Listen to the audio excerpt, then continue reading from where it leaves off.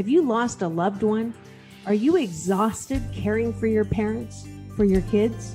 Well, you can find immediate relief when you read Sheila Mack's new #1 bestseller, Bootstraps and Bra Straps. It contains the Boots formula to move from rock bottom back into action in any situation, especially right now. So if life has knocked you down, pick yourself up with Bootstraps and Bra Straps. Get your copy at www.sheilamack.com today.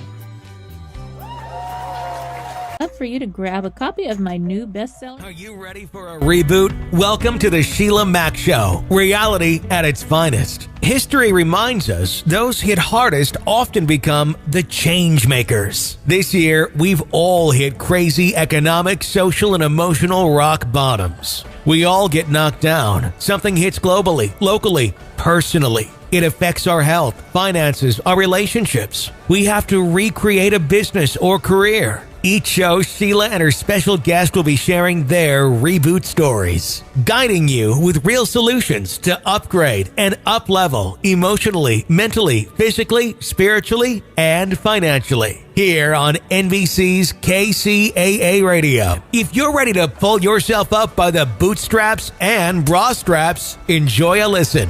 Here's Sheila.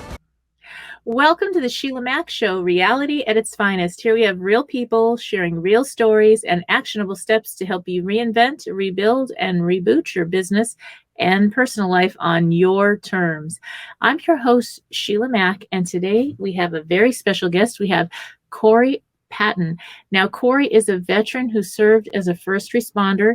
He comes from a family of military men. His great uncle was actually General Patton, and he has an inspirational story to share about his resilience and fortitude to keep moving forward even through tough situations. So welcome to the show, SCorey. It's a pleasure to be here, Miss Sheila. And this show actually started after I published my new best-selling book, Bootstraps and Bra Straps, the formula to go from rock bottom back into action in any situation. And I wrote that before the pandemic, right before our pandemic hit. So now globally, we have had so many interesting situations show up. And I'd love for you to maybe share about a time in your business or personal life where you hit a tough situation and how you got back on track. Well, I think the most obvious one I have is that I'm an amputee. And the way it happened was I was intentionally hit by a vehicle. Wasn't in the right state of mind. And the person had kind of argued with me about something, and I was like, I can't do something like this. So it was a female trying to want to be in a relationship. And at that point, I felt a little toxic because I was getting over an addiction, and I didn't want to drag somebody like that into my life, trying to be the responsible male, I guess you can say. And she didn't approve of that at all, and she hit me with a car. Wow. I spent 200 days in the hospital. Four different hospitals, 2 different states. Very, very, very hard. I mean, like, even with the medications they were giving me, I started hallucinating in the hospital. I wasn't in the right place. And then I had to learn to suck it up, because my life, there was no way I was going to grow my leg back. Like, I can't sit there and wallow. And when people get into those situations of like some, cancer to anything else that's bad news, you can't sit there and sit in it for too long. You gotta, rise up. You have to use your heart and your mind in the right time. And this is why we are put on earth, is to be resilient, I think. And if you can't, somebody can help you be there. Wow. That is an incredible story. And now, how long ago did this all happen? You want me? It's 1,136 days ago, which is also my clean date, because of my mini addiction that I'd went through right before that. Wow. So now you are on track and taking care of your health. And so that was quite a situation. Now, did that lady friend that wasn't really in her right mind, did she get to prison, or something happen with all that? Or I asked for a ride to the hospital, actually, in which I got halfway there and contacted some other friends to pick me up and take me the rest of the way, so she didn't know where I was going to be. And I did not press charges for the fact that her son was in the back seat and had watched the whole thing. And I thought that was punishment enough that her life is going to be miserable because her son's going to remember when mom hit somebody with a car. I'm a very forgiving person, and I don't know why. It just her, and it wasn't even her car, so it went against her friend's insurance. Oh yeah, wow. Well, that's incredible. That is incredible, and very sad to hear such a situation would happen. And sometimes people aren't in their right mind, and you can love them. It could be a relative, a friend, somebody you meet that you fall in love with, and they may not have the mental capacity, or I don't know if she's under the influence at the time also, whatever, but sometimes they don't have the capacity to heal themselves as fast as you would want them to, or wish for them, or wish for her son, obviously, to have a healthy person. And that's, it takes time. Everybody's on their own journey, and she's got to, like you said, that's something she's got to face. And hopefully that changed her life as a wake-up call as well, hopefully. But there's some people that will never change. And so we, as the healthier ones, we have to say, okay, I don't know. The way I look at it is, if that person was fully mentally in their good capacity, if they were 100% on track, or maybe not under the influence, whatever happened that made her go over the edge like that and do something like that, if she was in her right mind or whatever, she would say, hey, you know what? You need to distance yourself. I need to get help. And I love you so much, or I care for other people or family and friends so much that you need to go away and be safe from me. Some people are just not safe people. And she's definitely not a safe person, obviously. So that's something to be able to forgive. Now, where did you learn this forgiveness? Where did that come into your life? Because I would see my grandparents do it, because they were such great and energetic people. They were actually the ones that pretty much raised me. So I was always around them. I call them my higher power. Yeah. They both passed away while I was in the hospital, which was very sad for me. And so that was a big thing, was like, they would have not have expected me to forgive her, but find a way, because if I don't forgive her, then I'm going to stew on it the rest of my life. And I'm going to be, what would people say, bitter. Yes. And I'm 40. It happened when I was 40.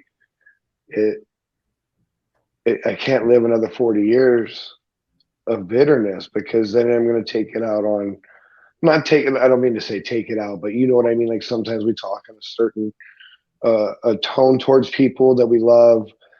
And if I hadn't forgiven her, I would have never forgiven myself, and I would be that person that's miserable and just don't want to live anymore. And that's one of those things that you got to really, like, it's not easy. It is probably the hardest thing next to love is forgiveness. Sorry. And I say I learned it from my grandparents. They were very sweet. They were like I said, my grandfather was militant. He raised me to open the doors for women. He pulled out the chairs. I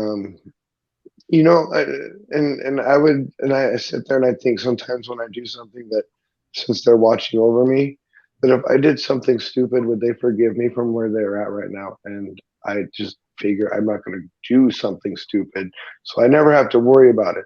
Mm-hmm. So to forgive somebody else, I have to forgive myself. Yeah. And look at the whole situation that's around it. Wow. I think there's so many studies and different, depending on religion, or if you talk to a monk or Dalai Lama, they all believe that this forgiveness, you're not freeing the other person, you're freeing yourself.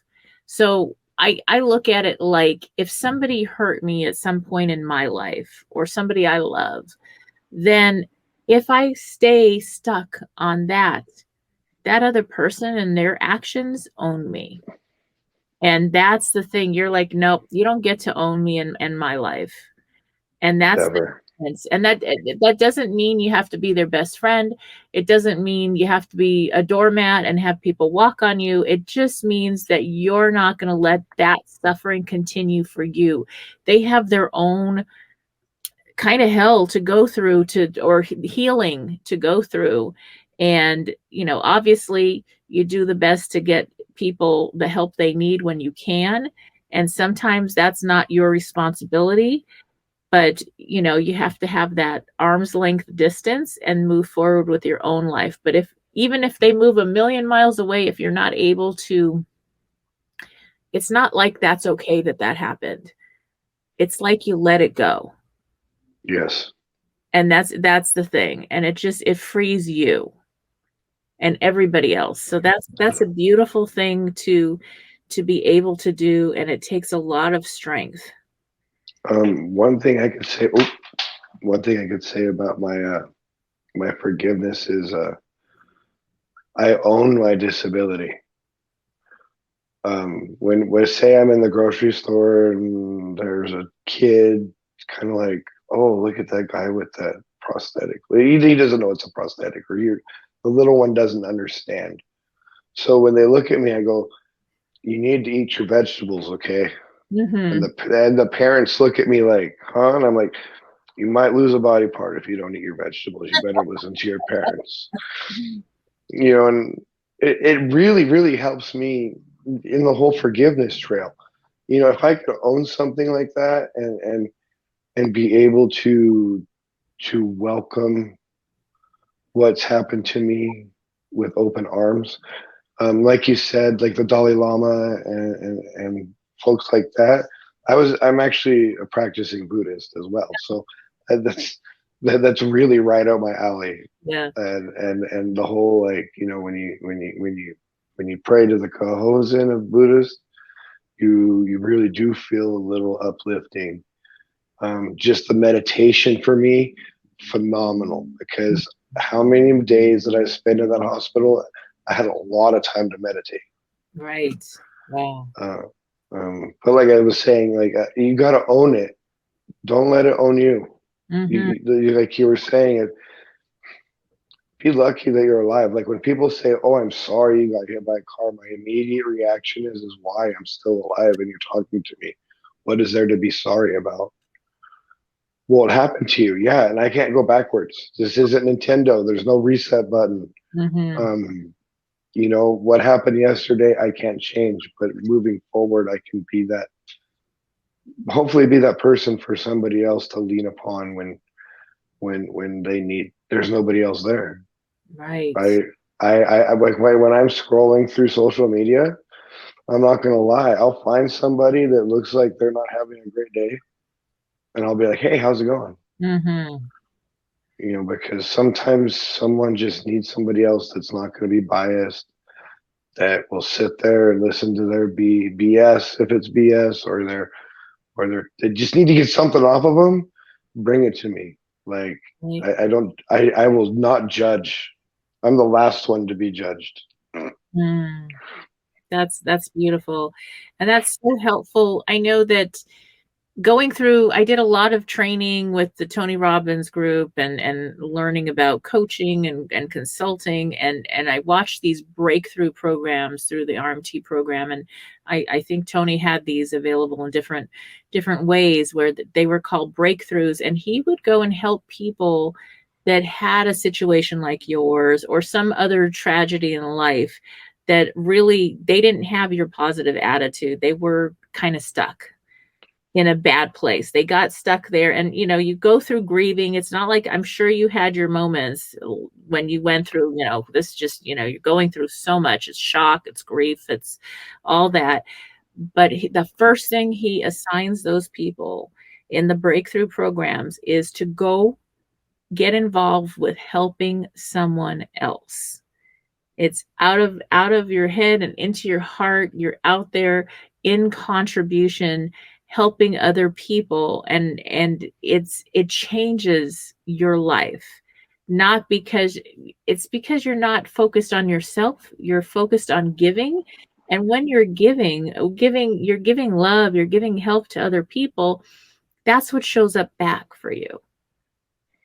It is. Yeah. It's true. It truly does. And like, it's like you're in my head, like, you know, my history, because before this pandemic happened, you know, in that short time between the incident and the pandemic, the acute rehab people that took care of me post amputation would call me and say, we have another amputee here that's not doing too well.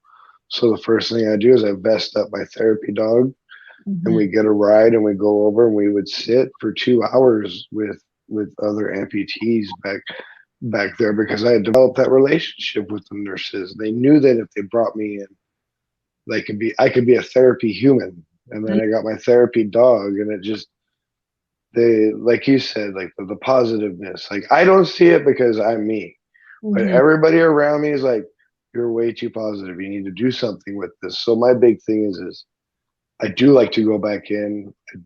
I like to volunteer. A lot of limbs are lost, and a lot of mental anguish is given.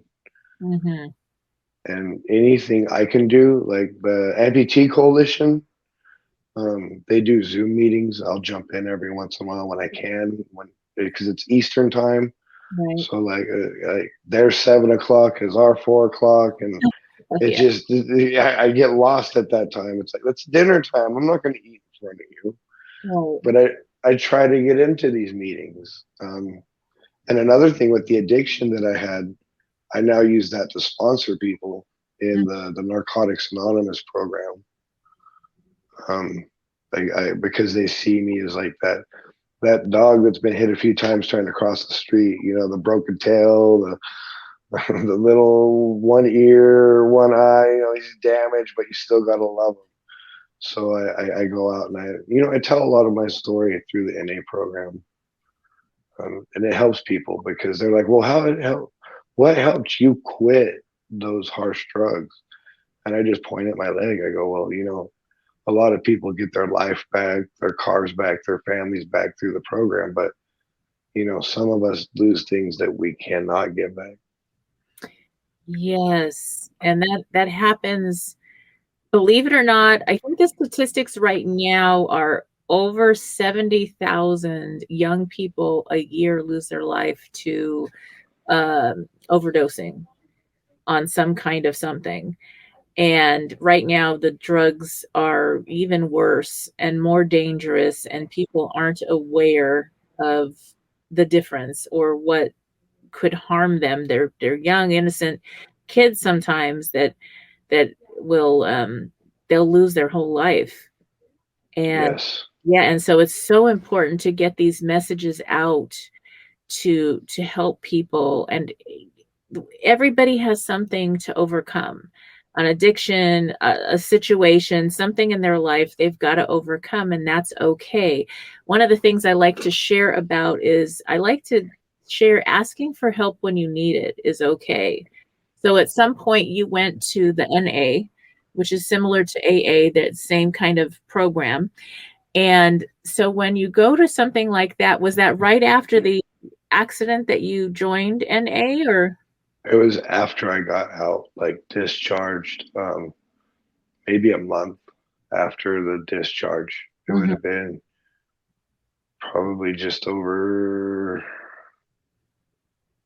700 and something days ago. I decided to join in the program because I obviously had a significant clean time because I was forced into detox right after the accident. so I had all that time. I never thought I would go to NA. I was like, I'm just not going to do it again. And then I had this really nasty thought one time of pity on myself, and I wanted to go do something stupid, and I ended up being asked to join a sober living home, and I did, and I dived right in. I dove right in. I did 400 meetings in 90 days. Wow. And I mean, that was just, it really taught me a lot. It taught me how to get through. It didn't have to be just addiction, but it taught me how to help cope with other people's addictions.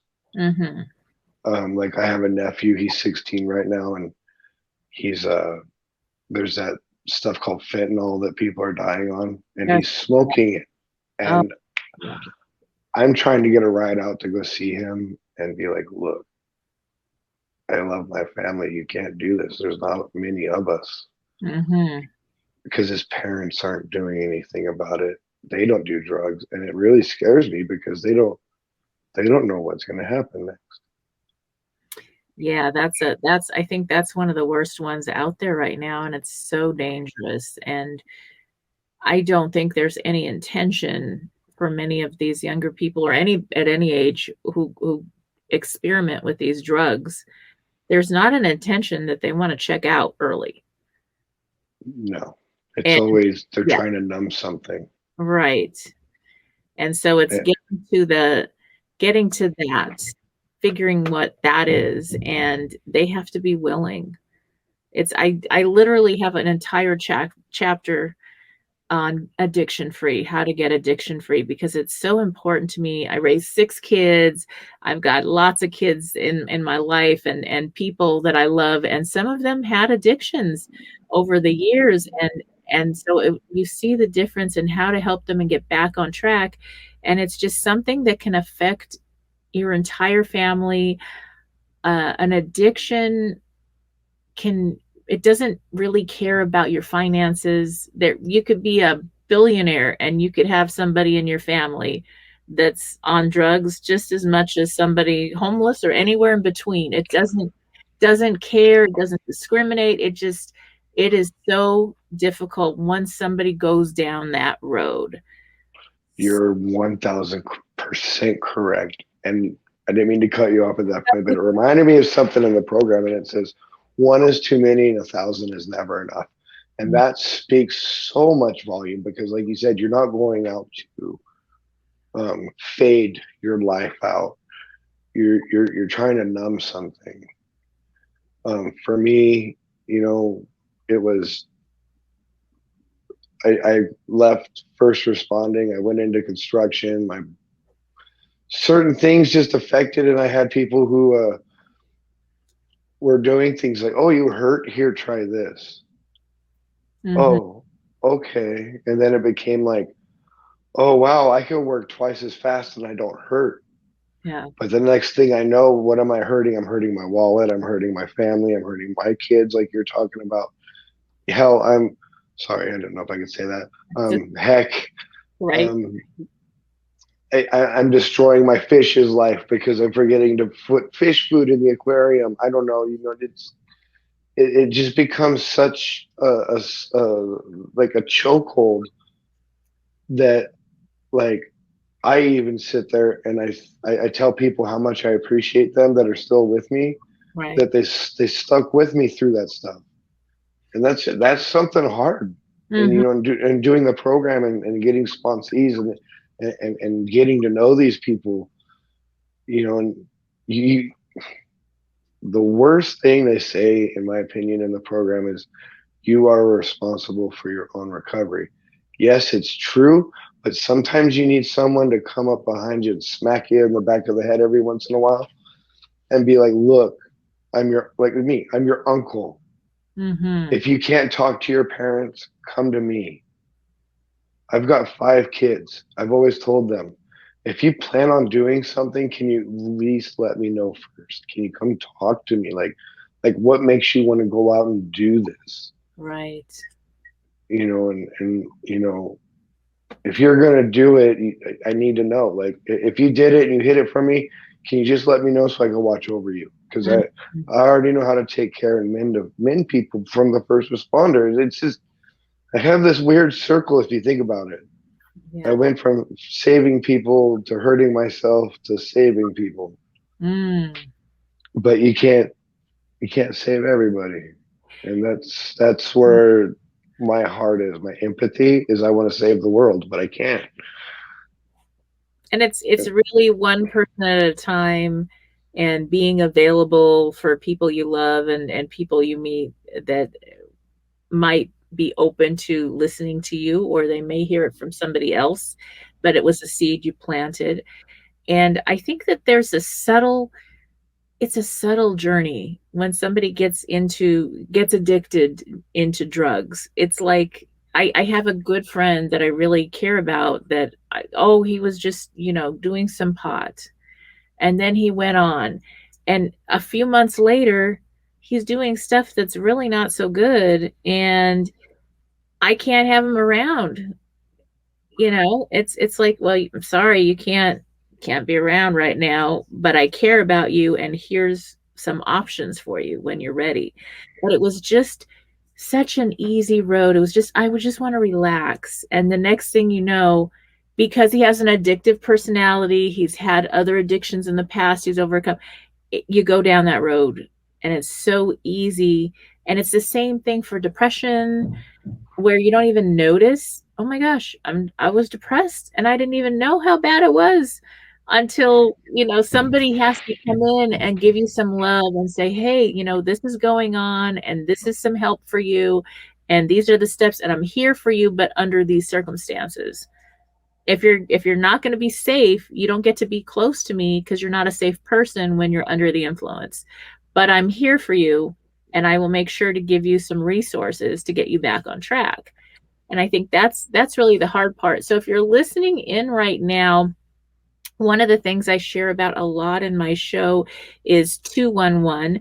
And that is, you can dial 211, you can Google it. And I would say 60-70% of the people that have heard my show or I talk to have never heard of this 211. And what it is resources. There's resources for veterans, for seniors, for moms, for anybody going through a mental health issue. If somebody feels suicidal, 211 will get you to the closest hotline.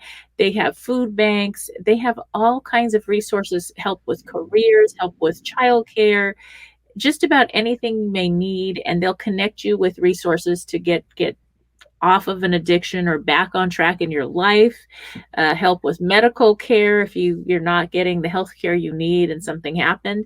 And so that's something I share about. It's a resource.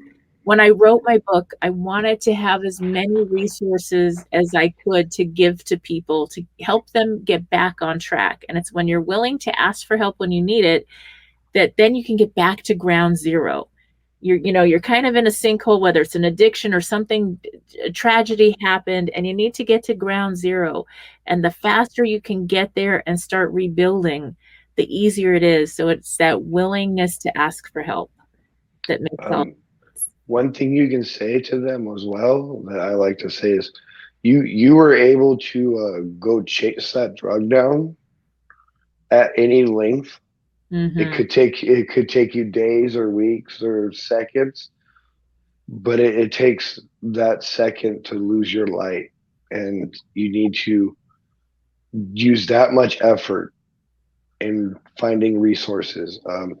I called what was that 800 number last year because I went through a situation, and I was on the phone with the suicide hotline for like half an hour, and you know what? I was like, you know what? I've made it pretty far not to give up, and it was just like I never wanted to call them, and then all of a sudden I was given the chance within days to move out of the situation I was in. Mm-hmm. Got my little place by the beach, got Section 8. Like, I choose to say that I'm living my best life because I wake up. Yes. I went through being in a good place with, like I said, the first responders, and then going into construction, then going downhill, getting into drugs. And one of the worst things I'll say real quick is there was a little gap right after my amputation that I was actually sleeping outdoors in the rain. And I was like, I can't do this anymore. Mm. And that's when I ended up going to sober living, because my thoughts were, I was getting rained on, and I had one leg, and I had my dog, I had a cot, I had her sleep underneath me. She didn't deserve to be where we were at. It's not her fault. It was family anguish over my former addictions, and yeah, in a matter of that time from me being hit, the process that I decided to be a hard-headed male and just, stick to everything and work on myself, work on what I need, and it will come to you. Don't give up. It's another thing from the program that you might have heard: never quit 5 minutes before the miracle. Mm-hmm. And that's what happened to me. I didn't give up, and Mm. I tried to use all that in my dealings with people. I'm sorry. I know I got a lot to talk about, and we don't have a lot of time. Yes. So There, important. Such a beautiful thing to share. Yes. real quick, I don't know if you can see, I have a dent right here. Mm-hmm. I had a craniotomy at 8 months old, and that was my first experience. Was the doctors had declared me dead as an 8-month-old child, and I was in a coma for 2 months. And they did an experimental surgery, pulling bone chips out from my brain because my grandfather's German Shepherd bit down on me and shook me apart. I got a scar like right underneath my eyebrow. Like I really think I was put on this earth to make a difference for others, and that's why I want to be positive for everybody. That's why you know, I might not let you at my house and you need help, but I will give you some feelers. I will text with you. Don't call me, text with me, because I might be having to text somebody else going through the same situation. So I can't sit there on the phone. But I always give my number out. Just text me. And some people come around and some I never see again. And sometimes when I don't see them again, it's until I see the obituary. And it's really sad. Yeah. I've lost a lot of people to this. But I didn't mean to go off subject. I just wanted to let you know, like, I have had some fire inside me since I was 8 months old to to do something better. When I was in elementary school and I would walk home, I would always be like, all I want to do is make a difference to somebody. I've had this in me the whole time, even in my addiction. I need to help people. I need to, there's not enough good people in the world. My grandpa raised me, like say it, yes, no, yes, sir, no, ma'am. But I turned it into Bubba or sis now because people don't understand sir and ma'am.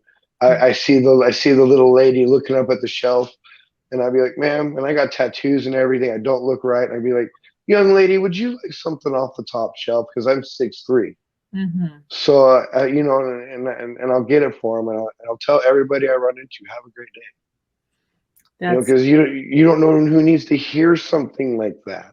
Mm-hmm. Especially this last year, I think more than anything, people are in fear. People have been in anger because maybe they lost their job or lost a loved one or something happened with all this, or whatever. Fill in the blanks, because this has been such a year for everyone on the planet. And to be able to work with people or be friendly with people when they're angry or upset, and they're not upset with you or me, they're upset with themselves or their situation. And it's almost like, think about a young child. They don't know what to do. So they start having a tantrum, they start crying, they start, they act out. And it's usually because they just need more love. Correct. Yeah. I joke around with my friends that I want to start a hashtag that says legalize hugs. Oh, yes. Because I miss hugging people. Like I'm one of those. Like, I'm a hugger. I don't look like the one you want to be hugged by, but you know what? I bring it in. Like, Yeah. people need that, because that's how we were raised. We were raised how to have feelings. We were raised to hug, handshake, and I think a lot have lost a grip on that because they don't know what it's like to be correctly touched. Mm-hmm. Does that make sense? Because a lot of people are still getting abused nowadays, whether it's physical, mental, the whole 9 yards. That's the wrong touch. Right. So they need, a lot of people are missing those hugs, man. Yes. Yes. I know at a lot of the events I went to, we would all hug at the, Tony Robbins events. I did a whole bunch of those and all these other events. And it was like, well, that was part of it. And then you could feel the difference on some people who they don't want to be hugged. And other people hug really lightly. And other people like give you a nice, strong hug. And you'd hug back the same way. And it was like, that was part of the healing. That was part of it that is something we're missing in society. And like, you have a dog. We adopted a dog, even though it was like, oh my gosh, we're kind of done with dogs. My daughter and I adopted a dog. And that dog hugs. They say dogs don't like to hug. My dog hugs. She'll hug anybody. I mean, she's just a little love. And so that was part of this year needing that. My daughter and I, we lost my youngest son. He had a heart condition and passed away last December. And I was like, you want to adopt a dog? Fine. You want cats? Fine. Whatever you want, because there's nothing you can do. But I knew that was something we needed. And it's just been, our little puppy has been such a gift, in the cats. And so it's something, even to have a pet, adopt a pet. And, we rescued a couple kittens, and they're just part of the family now. And when we weren't really able to get out to see people and we were in the serious lockdowns, it really saved our mental health, I think. Pets, being able to pet a pet is therapy. Beyond my dog's registered. She doesn't realize she's a pit bull breed. Mm-hmm. All she knows is, we go therapy people. We go visit people. She's just a personable dog. She's sitting over here probably like, I hear you talking about me, Dad, but she's a hugger. She's a dancer. We make jokes because I'll be in my wheelchair and she'll put her paws on me. And I want to put a little nurse's hat on her because she kind of pushes the wheelchair if the brakes aren't on. Mm-hmm. So she's everybody that comes by my house and she's out front. Everybody pets her. Everybody loves her. Like I tell people, I don't rent this house for me. I rent this house so she has a place to live. Mm-hmm. Yes, yes, they really do brighten our life. And I was wondering now, for those listening in, if you're a parent, or maybe an employer, somebody, aunt, uncle, whatever, and you have some young person that is starting to go down that wrong road, what advice would you give as far as how to help? Ask them what's wrong. Nobody ever will ask you. It's always, oh, you're just an addict. Oh, da da da da da. Nobody's when I do it, it's like, so what happened in your life? I mean, because not everybody could afford therapy, but if they could at least start to unwind themselves from what their addiction, like, oh, I want to go numb from physical pain. Oh, I want to go numb from trauma. Well, that's like I said, my number is always available. My DM's always open. I'll reach out to you if I think you're going downhill, and be like, where does this start? Where does, find out where it stems from, especially if you're a loved one. Don't just go straight out and try to do like an intervention. Just like, even if you think you may be a part of it, go ahead and tell them, hey, I'm sorry. I don't say sorry. I say I apologize, because sorry is so overused by abused people that, like, oh, the door kind of slammed, and and they'll be like, oh, I'm sorry, and they won't be around. It's like, you're saying it because you're abused, and they say that about drug abuse. So there's a lot of sorries. Just tell them, hey, it's not your fault. Just what can I do? I'm not an ATM, but what can I do to help you? Yeah, is another one I pull on my sponsees. Mm-hmm. I'll cook you a warm meal, but I'm not going to buy you a pack of cigarettes. Exactly. You want money to go get something to drink? Oh, you're driving? Let's go down and I'll buy you your Coca-Cola. I'll buy you your Pepsi. I'll buy you your energy drink. Oh, you want a beer? I'm sorry, I'm not enabling you, but you can tell me why you want that beer. And we could, I'm not trying to judge you. I just want to know why you decided to go down that path. Because I've had to do that a lot with my friends that disappear. I have a lot of vet friends that or have been in and out of prison, unfortunately, because of addiction. And that, like I said, my biggest suggestion for anybody that's starting to watch somebody struggle with it, find out what they're struggling with and go from there. Yes. If they talk about money, I hate to say it, but if you have money to buy drugs, then you need to stop doing drugs. It's that simple. Right. Think about how much more money you'll have by not going and feeding your addiction, but feeding your stomach. You know, and like I said in the beginning, you know, like a comfort meal will really go far with an addict, because sometimes nobody wants to go out and feed them because of their appearance. You know, like there's good people under there that they just can't get to a shower. And that sucks. You know, that there's so many good people, but I'm not saying they're all good. I'm not saying they're all bad. I just think everybody deserves a chance to figure out what their struggle is and go from there. Don't try to go up with pamphlets. Don't go up with phone numbers. Don't go up with business cards. Don't go, don't go preach. Go, if you really want to know what's wrong with that person, then you need to go sit with them and unwind them. That's beautiful.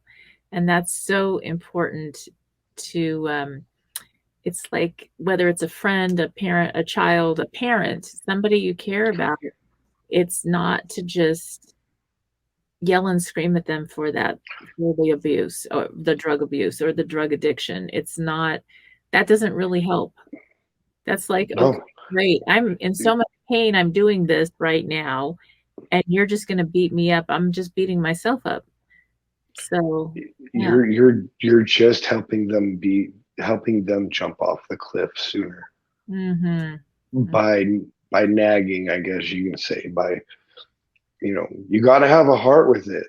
You got to have a heart, and you got to have a mind to know how to use your heart. There's people that think, there's famous people out there that, like Robert Downey Jr. Look where he's at now, and he battled his addiction. He was in and out of jail. Yeah. And now he works for Disney, and he goes and he helps kids in the St. Jude's, or you know, that's what we need, is the people that have been through the situation and the struggle. That's one thing I harp on, I guess you can say, when people go to drug and alcohol classes, they're being taught by people who are book smart. Sometimes in those classes, you need to bring in somebody that's been through it. Because the book smart person will judge you by what they think they know, compared to somebody like, if I sat down with you, say, Sheila, and you were hiding your addiction, I'm really good at, like, hey, guess what? I can tell. And I could even be like, what specific addiction it is. Be like, how long have you done meth for? And they'll be like, what? How do you know? It's like, I've just been around it. I get it. Sorry, I go off track a lot. I have ADD pretty bad. Well, that's something that somebody needed to hear that's listening in. And, you know, that's kind of like me. If I see somebody going down that path, they don't get to be around me if they're doing something, you know, a seriously hard drug that's dangerous, where they don't have control over what they're doing or how they're acting. They start stealing. You see all these signs, and you're like, wait a minute, this is no. But at the same time, you want to be present for them without putting your loved ones or yourself in jeopardy. So it's kind of that boundary. I might sound weird, but there are people that I will not let inside my gate. My fence is only like 3 feet high, so unless you're a really short person or rolling around in a wheelchair, I'll see you. And it's sad that I've had to tell certain people that I've tried to work with that you can't come in my fence line. Yeah. And you have to do it. You have to have tough love. Yes. But do not make it their fault. Don't make it your fault either. But I guess you can say another thing is make sure your side of the street is clean, Mm-hmm. but before you're trying to judge others. Oh, And some people, that's why I say my text is open. mm-hmm. I'll answer you. Don't come to my house if you're under the influence. I mean, I grew up with alcoholism. I know that's what the one I hate the most. Mm-hmm. I don't know what to say about pot because, well, California and opiate crisis compared to marijuana, I have a different view on that. Like I consider opiates an addiction. Oh yeah. More than marijuana. And these prescriptions, that's another, I mean, that's a whole nother ball game. And these people are getting prescriptions that totally should not be getting a prescription for these things. And it is very difficult for people to recover from those serious addictions. Well, just like you're saying, like being in the hospital, them trying to push morphine or Dilaudid or anything. They know me now that like if I want it, I'll ask for it. I'm an addict. Don't offer it to me. Don't come in and go, we're doing some pain meds. No, don't. We're not going to play that game. Right. Because I'm going to be in for so long, say like, 200 days, coming off one drug and then sucking down their drugs for free. You're like, no, I think I'm good. You just have to realize like when they release you, they're just going to cut you out cold turkey. So I try to take that pain and like, all right, I could handle it. I could do it without those pills. And then but everything like ecstasy kills people. Everything kills people. And that's what I hate. Yeah, exactly. I think your message is so important for those listening in. How can people connect with you? Where can they see your posts? How can they learn more? Well, obviously we all know that Riot Maker 805 at Instagram is probably the easiest way to get a hold of me. Don't be intimidated by the numbers. I answer everything. Like if I wake up in the middle of the night to use the restroom, I do check my phone because maybe somebody needs me during that time. Mm-hmm. I'm pretty addicted to helping people. That sounds weird, but that's the best way. And also, if you go to my profile, my phone number is in there, Mm-hmm. and my email, all my contact information is on my Instagram. And if they're watching this, text is best. If you try to call me, I'm going to look at your phone number and go, I don't think I owe anybody money right now. So I don't need to answer it. Right. Yes. All right. Well, thank you again. We are coming to the end of the show. So thank you again for sharing your incredible story. And we will be back after these messages. So stay tuned, everyone. Thank you again, Corey. Thank you. You have a great day. You too. If you are feeling guided, please support Corey's GoFundMe page. It is gofund.me/BFA8CE36. And stay tuned. And I'd like to thank one of our sponsors for today's show, and that is AssuranceDNA.com. Not sure if the child's yours? Pregnant and unsure if the child is his? Assurance DNA is here to help you find the answers to your questions. Assurance DNA is a paternity testing service with access to over 5,000 testing locations across the country. They provide legal paternity testing and home paternity test kits. Can't leave the house? Assurance DNA has a network of mobile collectors that can come to you. Assurance DNA is partnered with DNA Diagnostics Center, a trusted source for DNA testing that has processed over 20 million DNA tests since 1995. At Assurance DNA, you're not just a number, you're family. And when you call, you'll speak to a paternity testing expert who will guide you through the entire process. Everyone's situation is unique. So visit assurancedna.com today to schedule a free consultation or give them a call at 877-362-6450 to speak to a paternity expert. Assurance DNA. Confidence is knowing. So, friends, order Peace of Mind Home Paternity Test Kit today and get 10% off using the code Sheila, SHEILA. Assurance DNA provides a prepaid envelope for you to return your samples to its laboratory partner. Order your test today at www.assurancedna.com. If you are just tuning in, this is the Sheila Mack Show on NBC's KCAA Radio, the station that leaves no listener behind.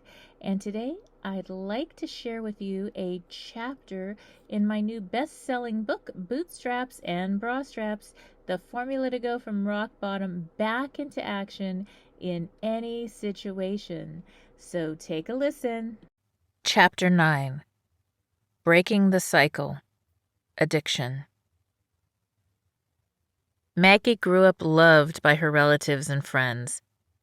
Shortly after coming into this world, she was adopted.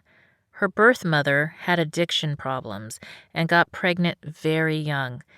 Close relatives arranged Maggie's adoption by two loving parents who couldn't have children of their own. Maggie grew up in a beautiful environment. She was well cared for, went to top schools, and had private tutoring when she needed it. She loved horseback riding, ice skating, and hours spent with her parents. They loved Maggie and gave her everything they possibly could. Then, toward the end of high school, Maggie's dad got sick and died. Maggie had received a full scholarship to college, but she deferred admission for a year so she could stay home and help her mom through the grieving process. She didn't feel like she could leave until her mom was settled and in a healthy place. Financially, they had to adjust. They sold the house Maggie had grown up in and moved to a smaller one across town. She finished high school, but one by one her friends left for college and Maggie stayed at home. In high school, Maggie hung out with friends and had a beer or smoked a little pot, or whatever kids do that we don't want them to do. As her friends went away to college and she grieved her father's death in her own way, she began hanging with a new crowd and experimenting with harder drugs. Maggie's mother was going through her grieving process, so she wasn't quite as present as she'd been in the past. She missed the signs that Maggie was slipping into addiction. If she had thought about it, she probably would have believed she knew and trusted her daughter. Experimenting with hard drugs wasn't a behavior she would suspect from the child she knew. While Maggie hung out with her friends, Maggie's mom went to grief counseling. By the time she noticed the changes in Maggie's behavior, the situation was severe. Maggie wasn't working. She wasn't doing anything. She stole money from her mom and friends. When her old high school friends came back to visit from college, they wondered what happened and who this new person was. It was very painful for those friends to see this young woman they loved so much go down such a difficult, terrible road. She lost a lot of friends who didn't want to hang out with somebody doing that to themselves. Maggie didn't get to go to college the next year. She lost her scholarship. Now her mom had to go through a new grieving process, losing the version of the little girl she thought she knew. Filling a void. People aren't born smokers or alcoholics, but they may be at risk for addiction. Maggie's birth mother was an addict. It's possible that Maggie inherited an increased likelihood of addictive behavior. Beyond that risk, however, Maggie was also trying to fill a void. Many times, people try to kill the pain of grief or loss with drugs, alcohol, cigarettes, or eating disorders. People who exhibit addictive behaviors are filling something in their life that they don't feel empowered about. I would love for you to grab a copy of my new best-selling book, Bootstraps and Bra Straps, the formula to go from rock bottom back into action in any situation. It is now available on Audible as well as on Amazon and Kindle and at www.sheilamac.com. I will be donating a book or course. If you look online, you'll see the courses I offer as well to women's shelters across the United States and Canada whenever a course or book is purchased. So check it out, and I look forward to sharing more with you next time. As always, I wish you life, love, laughter, and light.